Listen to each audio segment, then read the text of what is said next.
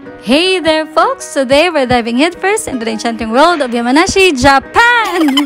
Where grape picking isn't just a task, it's a cherished tradition. Join me in this adventure as I uncover the vibrant cultures of our exquisite flavors and experience the sheer joy of harvesting grapes in this picturesque region. Get ready to immerse yourself in the incredible world of Yamanashi's famous grape picking journey. This is the famous Yamanashi's Budogari. Welcome to Japan Diaries with Hazel. Hope you like my video and enjoy watching. And so folks, just an hour drive from Gotemba, you'll discover a diverse range of vineyards ready to immerse you in the world of grape picking. From seedless sweet grapes to the exquisite and expensive Muscat variety, there's something here for every palate.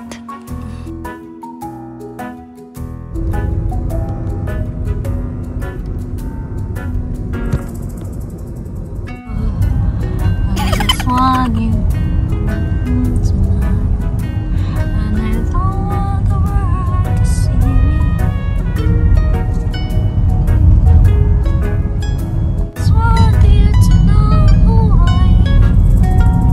I just want you to know who I am.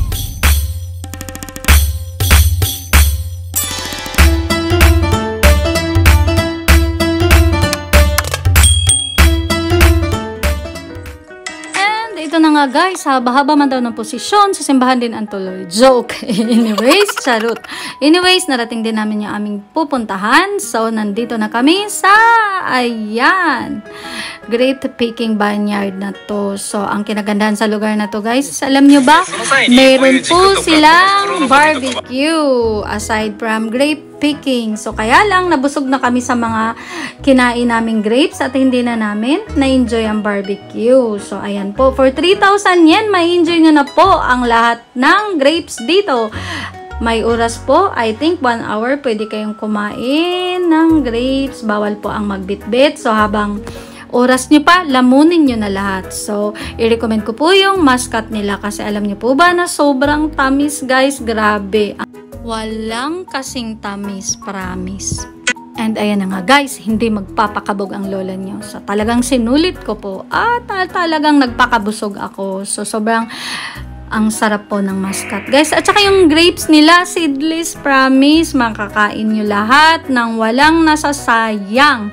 So, kung hindi nyo pa po na-try ang ganitong adventure, isubukan nyo po. An hour drive from Gotemba, mararating nyo na po ang iba't ibang vineyards. Meron din pong malayo, of course. So, itry nyo minsan guys, lalo na pag may mga chikiting patrol kayo, panigurado matutuwa ang mga kiddos dito. At sa mga nagbabalak magbakasyon dito sa Japan, so itry nyo po at isali sa itinerary nyo ang ganitong activity. Super mura lang naman at may enjoy nyo pa kasi kakaiba. So hindi po kagaya sa Pilipinas ang grapes dito guys. Ang sasabihin ko sa inyo, napakatamis at talagang hindi kayo magsisisi kasing tamis po siya ng inyong papa o char. So anyways, try nyo guys.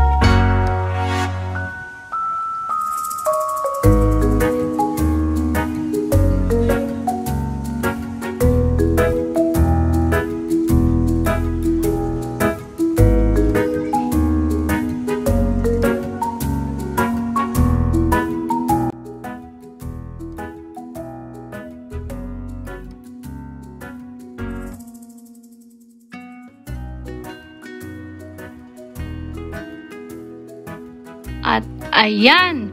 Bago umuwi, hindi pwedeng hindi bibili ng pasalubong. So, ayan po, sobrang mura lang naman po kung dito kayo bibili. So, sa 1 kilo, ang dami nyo nang mabibigyan. Ayan. Ayan po yung seedless grapes nila, guys. Ang tamis na at wala nga pong buto. So, makakain nyo lahat. And, ayan yung mascot nila na sobrang tamis.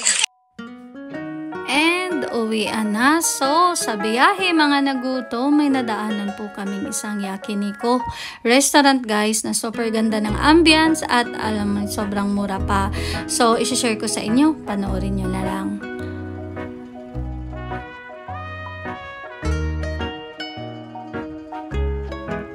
And ito na nga, along the way, nakita namin yung restaurant, Yakiniko restaurant na to. So, pinasok na namin kasi mga gutom na nga. At ito talagang na-amaze ako sa ganda ng place. Pero nakakatakot kasi parang sobrang mahal niya. So, dahil mga gutom na nga, bahala na si Batman. So, ayan, nag-dine in kami.